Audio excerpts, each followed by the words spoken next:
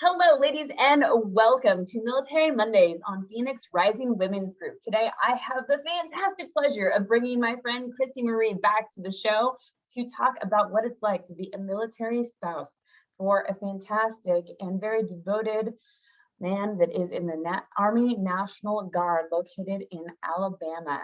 So, Chrissy, thank you so much for coming to the show again today. Thanks, lovely. So excited to be here. Yeah, it's fun to bring you on because you do so many things in life.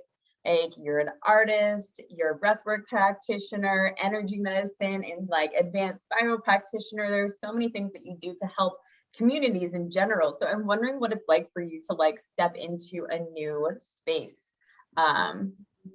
You just moved from more like the northeastern states to Alabama.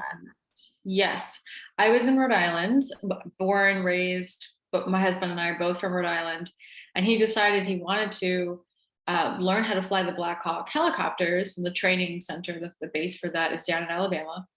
So I remember, just a quick context and story around it, when he first shared it with me, I really didn't want, he has a choice because he's in the Guard, he's not active. So he has a choice, and so I had a choice too. And I was like, I don't know if I want to move down there. I don't know if I want to uproot myself right now. My intentions were to build community, local community. 2020, ironically, was the year that I was like, I'm going to build local community. I'm going to find all the people, and we're gonna, just make something really yummy. And then COVID happened, and that didn't happen. I built more online community, which is totally fine because I've been doing that for years. But at that point, I realized everything changes. Yeah. Change is inherent to life, and things can change wildly. And I really faced off with the part of me that does not want to change, while simultaneously calling on and rooting in the part of me that is just so flexible and is so adaptive, and it's just we're not attached to things the way you think we are. We're good. We can pivot, we can play, we can explore. We don't have to be so rooted in routine. Your home is wherever you are. You've been building home within for years. I was like, you don't need a physical space in Rhode Island to be at home, Right. So we had another conversation, Alex and I, my husband, and we talked about me, because I was like, go fly, go do it. I'm not going to stop you from doing your thing, but I don't know if I'm coming down there with you. So then we had a conversation, and I really felt like, no, I get to come down. I get to come down to Alabama. We rented out our house. We're living down here now.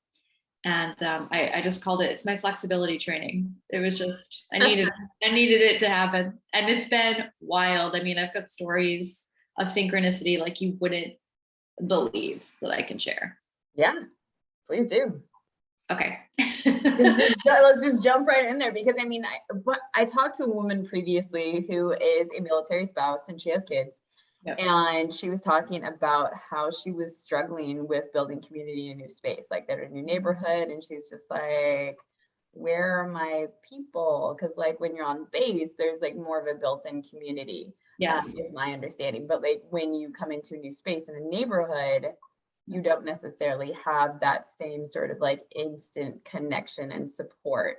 Right. And that was it was difficult for her. Yep. Definitely. And I think it's difficult for a lot of women in that regard. And I would say part of the synchronicities have to do with me having built a business online. And so I have an online presence. I'm very comfortable putting myself out there online, looking up Facebook groups, looking up people, adding people I don't know. That's just something I've been doing for years now. So that was an advantage. So one of the things I did was I added myself to all of the Facebook groups for the Army wives and spouses and whatnot. And then I was trying to look up, we're in the Bible Belt, so it's not yoga and meditation. That's not hot down here. It's more traditional Christian values. So I wasn't sure if I'd find anybody that did breath work or embodiment work or cared about witchy feminine stuff. I wasn't sure if that was going to be the case. And a lot of people said, oh, it's going to be hard. But I didn't want to come down here with that attitude. I didn't want to energetically block anybody that wanted to connect with me around that stuff. I'm going to put myself out there regardless. My people will find me and I will find them. So I did do a couple posts in the Facebook groups, didn't get a lot through there, but I did find that there was a yoga studio locally. And so I added like 3 women from the yoga studio. And my intention was to reach out. I'm not so it's very common for me if I'm really resonating with somebody to just send a quick voice note. And especially if I'm in a new space, to say, hey, would you like to get coffee and connect? And, depending on their presence on social media and whatnot. Didn't get around to doing it. But when my husband went away, he went to something called SEER, which is 3 weeks of survival training, very intense. They don't have their phones on them. So I'm not in contact with him for those 3 weeks. I was processing a lot. I don't think I've been without touch for that long ever, actually, because I've always been around friends and family. And I've had him during COVID. So this was the longest stretch of time where I've had no friends, family, and partner in the vicinity to even hug or anything of that nature.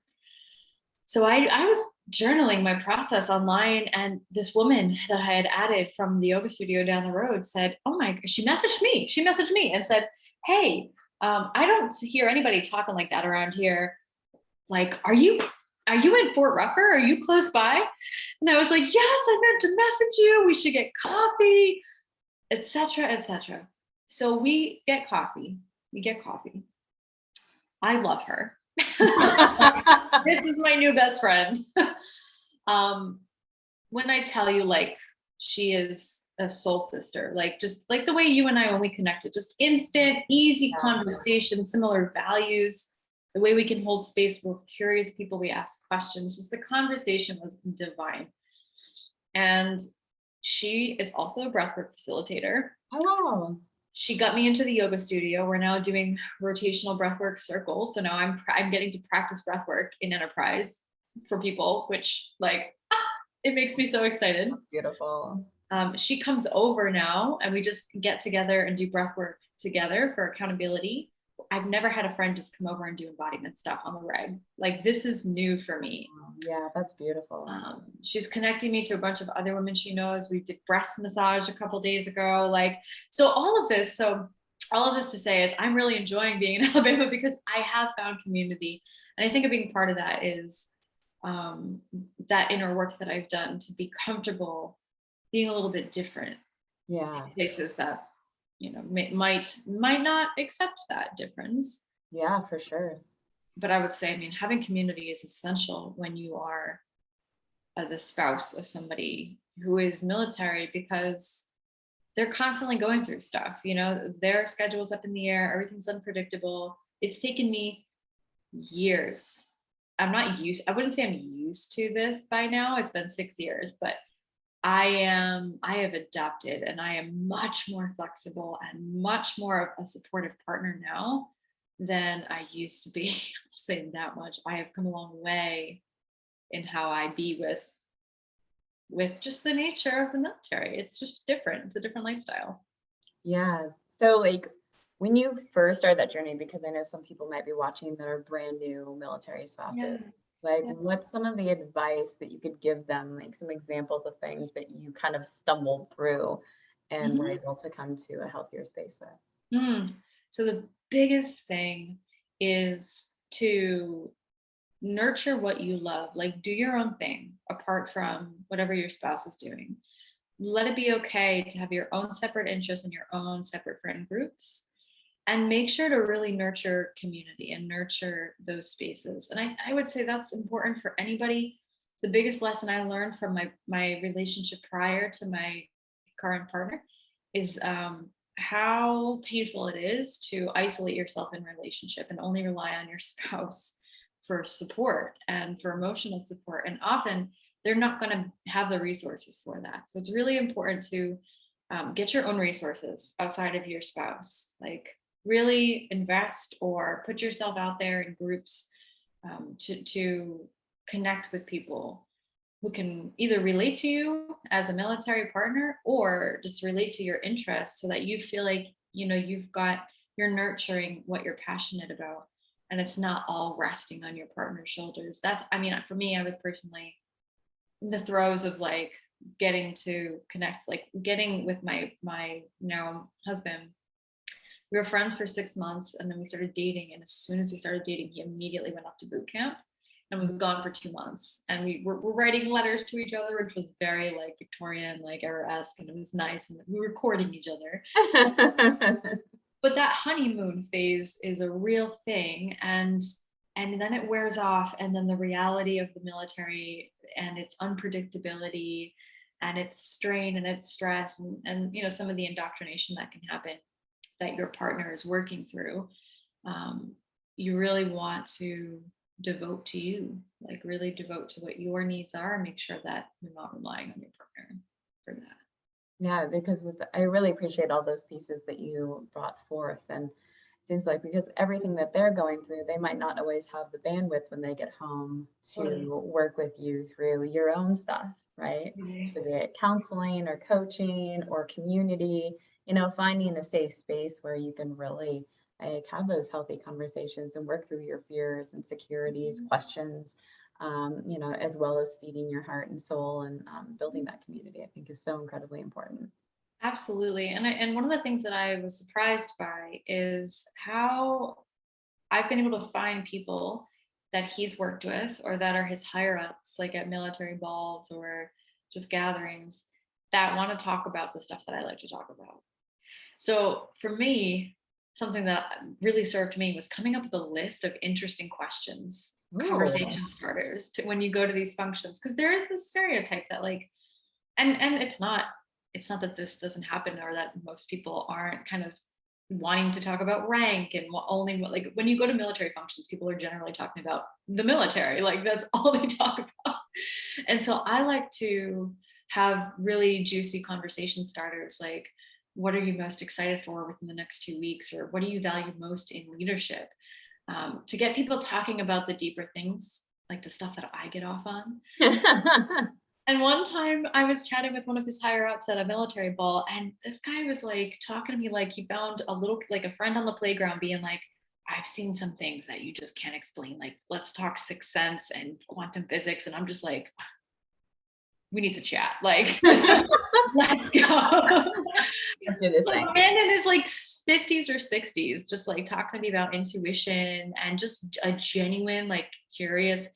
And I'm like, I wish more people could like see this, be a fly on the wall for this conversation, because it bucks all the stereotypes of like, you can't have deep conversation or that it's only just military business as usual. I'm like, no, you can find people who want to go wherever you want to go. Just by being your authentic self. I mean, like that's what they say. I think when you're in alignment and you're being your authentic self, you pull things in, you pull people in to have conversations with, to collaborate with, to just be with. Mm-hmm. It does bring an interesting thing to mind, which is I've heard that with different ranks within the military, you're not supposed to really associate, fraternize, as they say, with people of different ranks. I'm curious how that works for the spouses of the people. You know, I have no idea. I have no idea, to be honest with you. I have not heard anything. We'll put it that way. I have hung out with people. It's interesting because I think as you kind of, my husband's a first lieutenant, so he's a bit higher ranking, and I think it kind of as you move up the ranks, there's less of a hierarchical, like people kind of understand like that some of that is just kind of like pump and show a little bit, and then as you start like moving up, there's more camaraderie. I think there's less like they still, you know, refer to each other by, you know, their respected terms, but I think there's more teamwork, there's more camaraderie. I don't hang out with a ton of people from the military. You know, I don't hang out with a ton of spouses or girlfriends or things like that, but I've been in rooms where there's like, you know, like five different couples and we're all just connecting.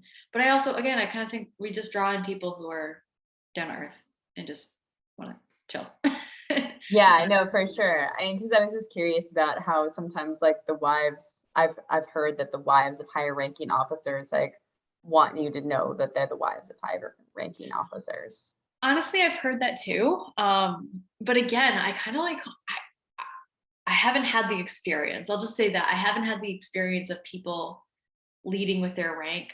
And if that is the case, I'm usually like, awesome. What do you like to do for fun? Like, thanks for letting me know. I'm really happy for you. What's that like? Yeah.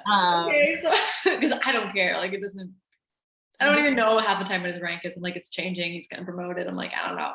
You're just like, I don't know what that scale looks like. I'm just like, is it supposed to be important to me? Like, yeah. Are there rules I don't know about that I'm supposed to know about that makes these things important, that you're the wife of an X or Y or Z?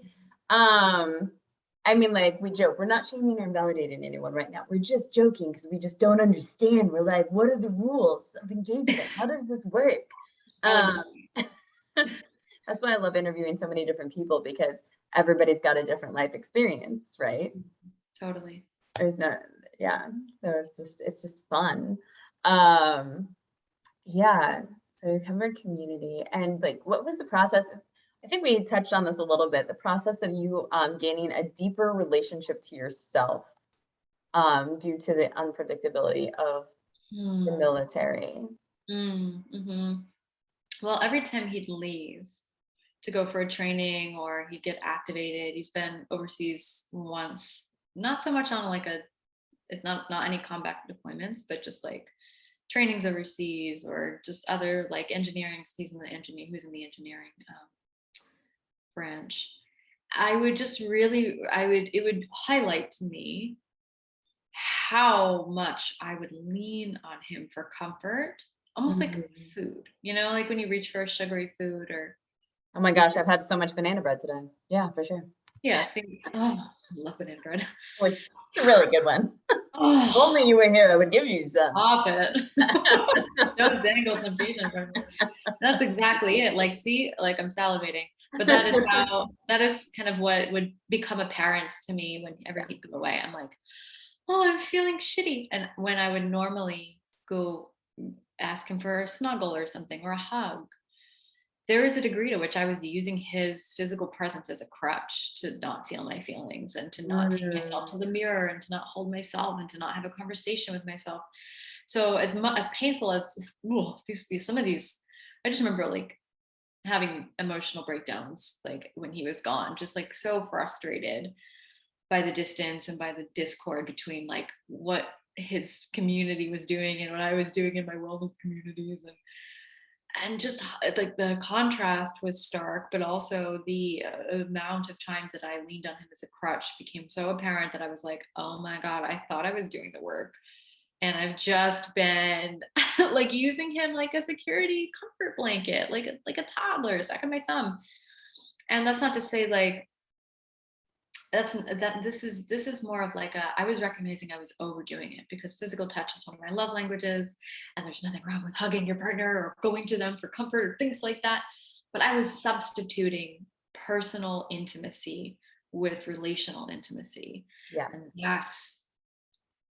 I think that's come to my heightened awareness over the last couple of years. I've been working on that a lot.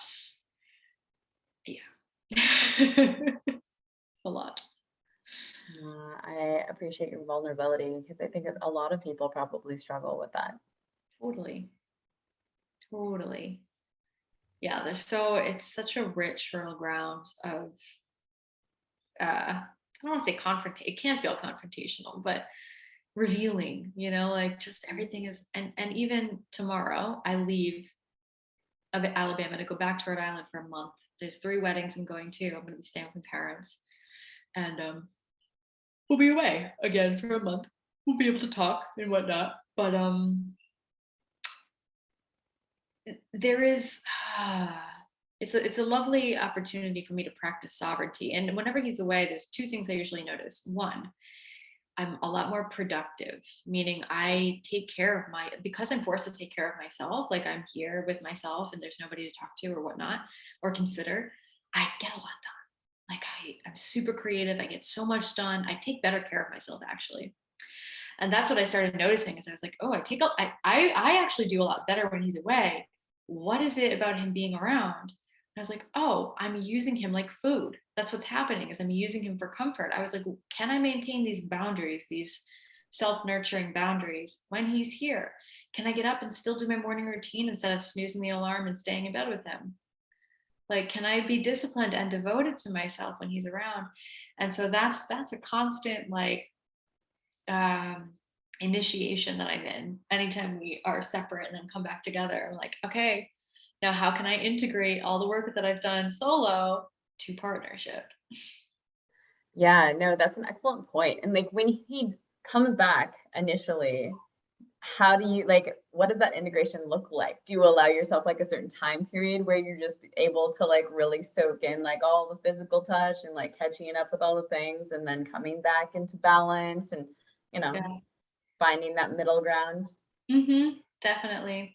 The last distance was challenging because he was at that survival school, and I remember that. this was often he'd come back from being away for a while exhausted, like tired, up in his head, I won't go too much into his personal stuff, but there'd be a bridge, and like I'm like, I'm well rested, I've been journaling, I've been meditating, I've been You're like exercising ready to go. I'm like, I would like to get in bed with you. And he's just like, I'm white, like I don't have the bandwidth. And so there's for me, it's also like, yes, I allow myself time to just really have all that yummy touch. But also I give myself a day or two to like allow, because even though I know this is going to happen, I still always inevitably, there's some part of me that has an expectation, that has a desire and a longing Sure. for him to have a certain amount of bandwidth or energy. To engage. I give myself some time to like grieve the expectation and really feel the longing. Yeah. Which was so helpful for me this last time. I was like, I needed 2 or 3 days to be like, okay, I want to be held, but right now I'm in the position of holding. Like I am more resourced. Yeah. Right? I have more resource sources. And so that's where like learning how to hold yourself comes in, and also allow yourself to be held by people outside of your relationship, so that you're not solely relying on that one person who has often, they just got a lot more.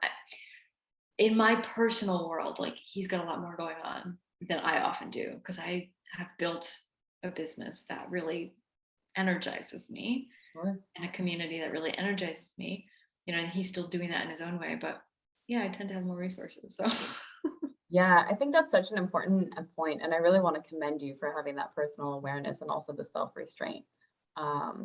Because I also am like, touch is my love language, and having that distance and coming back, it's just like, yeah, you just like really want to have that engagement. Yeah, like rawr, right? yes. And I feel like there's no better word for it. Yes. And loving somebody so much that you're just like, while I really want you and I want this, I care about you enough, and I see you and I see that you're exhausted, you're depleted, and you need your own processing time, which you need to do in your way that meets you. And really like honoring that space, holding that space, be it a couple hours or a couple days or however much time that takes, before, like, I feel like that honoring somebody in that makes them appreciate and come down from it faster. Definitely. To be able to receive you and give you what they probably also want, but just don't, they're just too tired. Which can also create physical issues in the body of like, I can't perform even if I wanted to, because I'm just literally that exhausted. And then when they can't perform, then other mental stuff can come up, and it's just like a vicious cycle that happens. And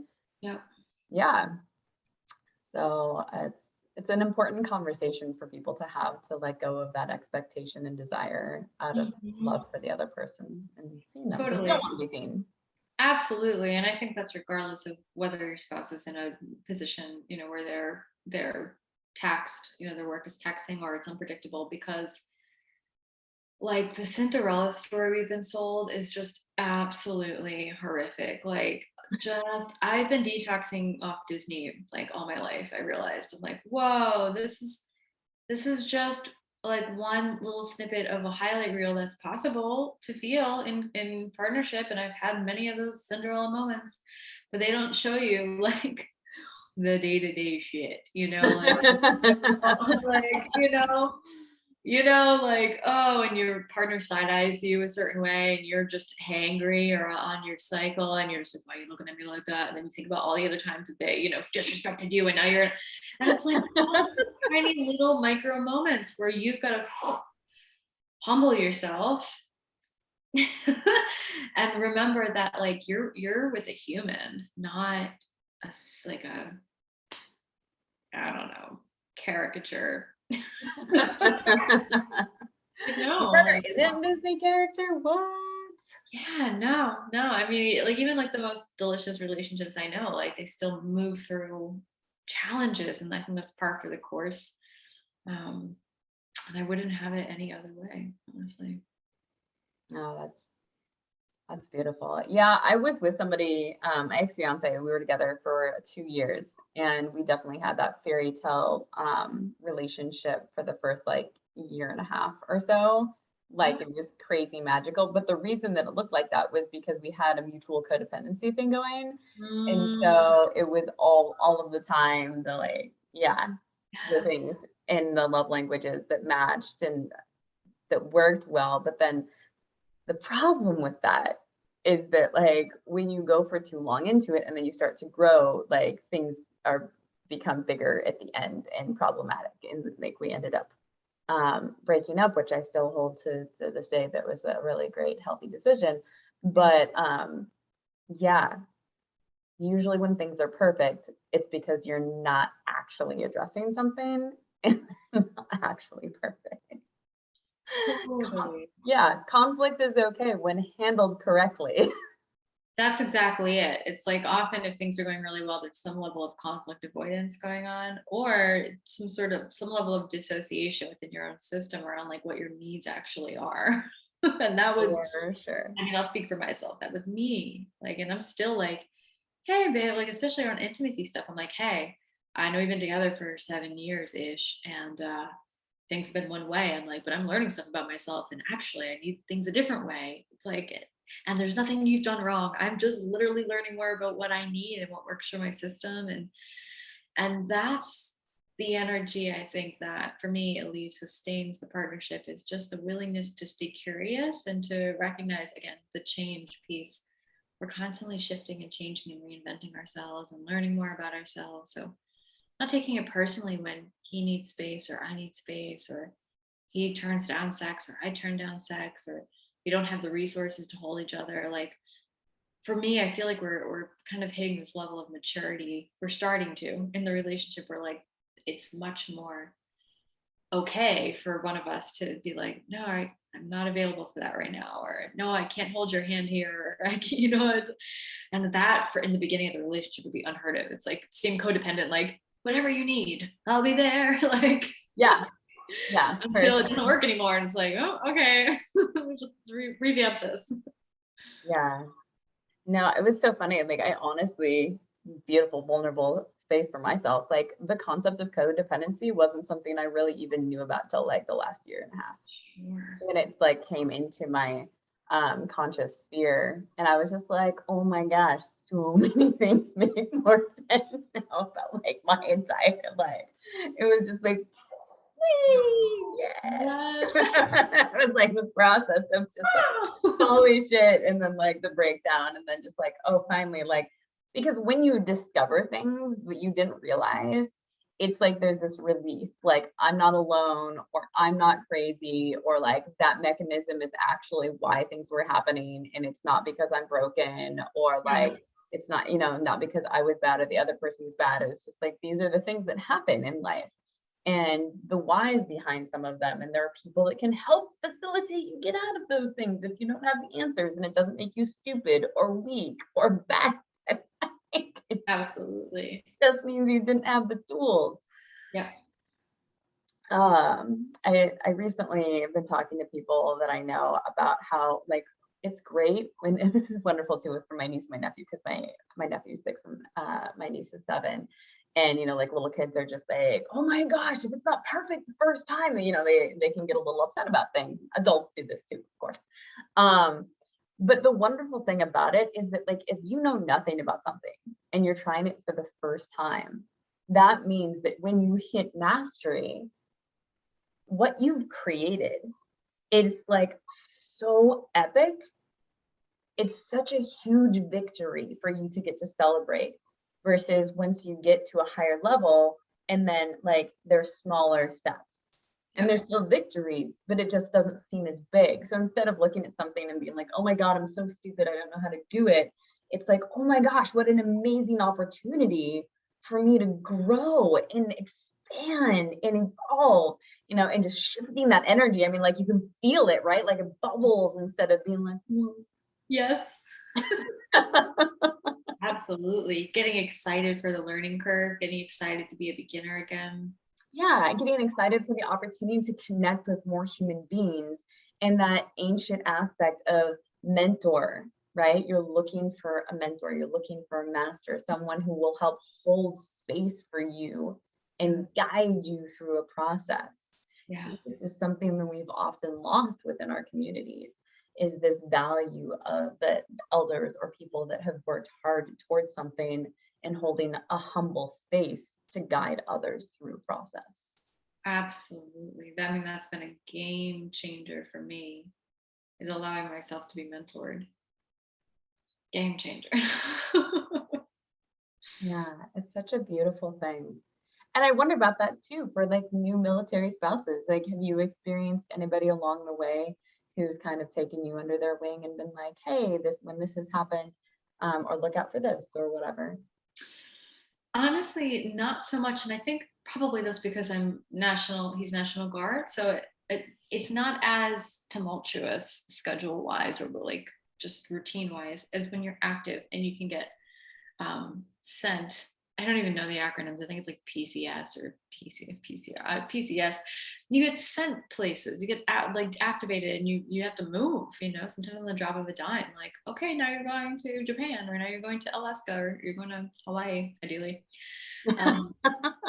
So my relationship with the military has been more stable than for those who are active. So I haven't really connected so much to people like other wives in that regard, because I haven't needed to really.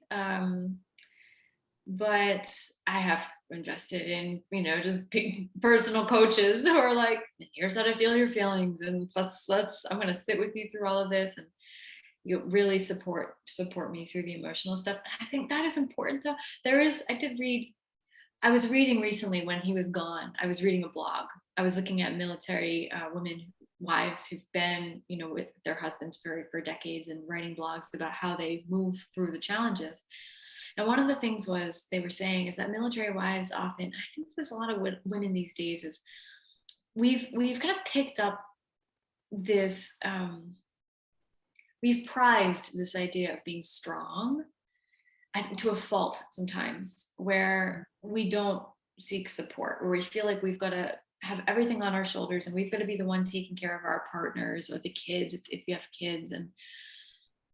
And so I just want to invite in the permission slip, you know, and I actually did a whole podcast on the way we are indoctrinated around support, and how we've been taught that it makes us weak and that we're supposed to have our shit together, and like we can't be messy or confused, or we can't resent the military ever. Like, no, we can be human, and we're going to have all of those feelings, and to be okay with receiving support, whether it's through another military spouse or somebody professional whose job literally is to hold an unconditionally loving space for you and not judge you for receiving support. Like that, I don't think people understand how powerful that can be. Just a compassionate witness who's not trying to fix you, but just wants to listen and love you through your pain and confusion. And so I would recommend to anyone who's in my shoes, you know, with a military partner, to make sure you've got somebody, whether it's family, friend, or professional, who's holding you in the way you want to be held. Yeah, no, I really appreciate that. Yeah.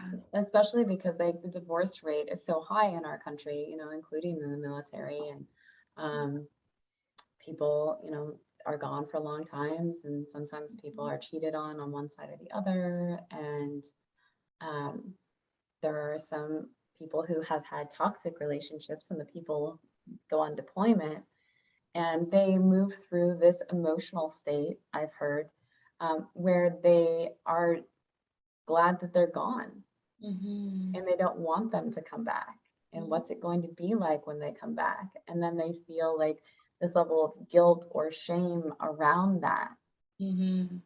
And I think that that's something that we'll bring up on a different show, to just hold space and talk about, like, yeah, a toxic relationship is a toxic relationship versus like if somebody's on deployment, or if you're living in the same house with them, and the relief that a person feels when that person leaves the house. Yeah. And having a space that is then safe. So like, how do we create space for those people without judgment, to be like, yeah, like, you have your own self safety that's going on, and if you're not in a space to have healthy boundaries or to create that space while they're home, it would make sense that you would have relief. It doesn't make you a bad person. Even if you have a great relationship, you can, like I said, sometimes I have relief too, and I'm like, oh, because I'm an introvert, I love space. I'm like, go fly, like, yes, all this room to breathe. Like, it's great for a while, but that is a different type of relief. So there's, but I think relief on all spectrums, it's all okay, and it all always makes sense, because if I was in your shoes, given the context, given your upbringing, I'd probably feel the same way you did, speaking to whoever is in that context, so that all makes sense. That's one of the biggest, most beautiful things that I've learned, is that like feelings all make sense, and they all get to be allowed, and they're all okay. And there's no feeling that makes you a bad, crazy, or messed up person. Like, anything you've thought, somebody else has thought 10 times over, and most likely, like, most people have the thoughts that you have. That's one of the things that I've come to know in my life, and with who I've worked with and what I've seen. And we all have we have the full human spectrum range of thoughts, experiences, and feelings in our system. Not one of us is unique in that regard. Yeah, it's just like what we do with them, and it's so important to just allow it to move through our system and not get stuck in any particular one. And if we notice that we are getting stuck and struggling to pull ourselves out, to know who is safe to talk to help extricate us from that situation, like a friend, a family member, a counselor, a coach, like whatever that might be, and to reach out for help without feeling the shame that is sometimes cast, and remembering that if anyone wants to put judgment on us, that tells us more about their own personal story and not so much about us, if we're being, like, honest with ourselves. Yeah, it's just, the human condition is an interesting experience. And to remind ourselves that, like, when you're in relationship and people leave, like for the instance of deployment, that whatever comes up is just an opportunity for you to look more deeply within yourself, right? To get to know yourself on a deeper level, like you were talking about. It's just such a beautiful opportunity to be curious. To be curious, to let yourself feel the grief and the longing and the rage. Like, all of those feelings are very, very real. Like, whether you're in a healthy relationship or not, like, if that partner leaves, it is a disruption of what's known to you. It is the disruption within the homeostasis of your life. And there's longing, there's grieving, there's readjusting. All of that happens, and all of that is emotional charge in your body that needs to be felt, and not like always pushed aside to be the supportive wife or the supportive mom. Like, it is okay to fall apart and to hate everything, and to hate your kids, and to hate your husband's job or your wife's job. Like, it's all okay. Like, that's so real. Yeah, I feel like it's just about creating this safe space and not like wrong targeting your emotions in a destructive way towards other people or animals or anything Absolutely. like that. Like that's the trick of Yeah. being able to be like, okay, these are my boundaries. And if that means that I need to like go scream at the top of my lungs in the backyard to let energy out of my body, like Yes. that's what I'm going to do. And I'm doing that so that I can have a better experience and so can everybody else. Exactly. And it Creating, doesn't make me crazy. no, If right. anything, it makes me more sane, I feel like. Absolutely. Creating sacred containers is one of the most foundational practices that one could have, is knowing where and when to release and making sure that you are making time for those time spaces, situations where you're like, all right, I'm in my car, I'm alone now, I'm going to go scream or put on heavy metal music, or I'm with my coach or my counselor. This is my time to release and just say all the frenetic stuff in my head.